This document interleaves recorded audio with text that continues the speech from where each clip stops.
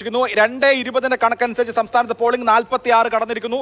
46.02 ഏറ്റവും ഉയർന്ന പോളിംഗ് ഇതുവരെ രേഖപ്പെടുത്തിയിരിക്കുന്നത് കണ്ണൂരിലാണ്. ശക്തമായ മത്സരം നടക്കുന്ന കണ്ണൂരിൽ 48.35, തൊട്ടു പിന്നിൽ ആലപ്പുഴ 48.34, അതിനുശേഷം കാസർഗോഡ് 47.39. കണ്ണൂർ, കാസർഗോഡ്, ആലപ്പുഴ മണ്ഡലങ്ങളിൽ പോളിംഗ് ശതമാനം 47.23. അതായത് തിരുവിതാംകൂറിൽ ഏറ്റവും ശക്തമായ മത്സരം നടക്കുന്നത് ആറ്റിങ്ങലിലാണ്. ആറ്റിങ്ങലിലും പോളിംഗ് ശതമാനം 50 അടുക്കുകയാണ്. എന്തായാലും വാശിയേറിയ പോളിംഗ് പുരോഗമിക്കുകയാണ്. പലയിടങ്ങളിൽ ഏറ്റവും നിർണായകമായ മണ്ഡലങ്ങളിലെല്ലാം തന്നെ വടകര ഒഴിച്ച്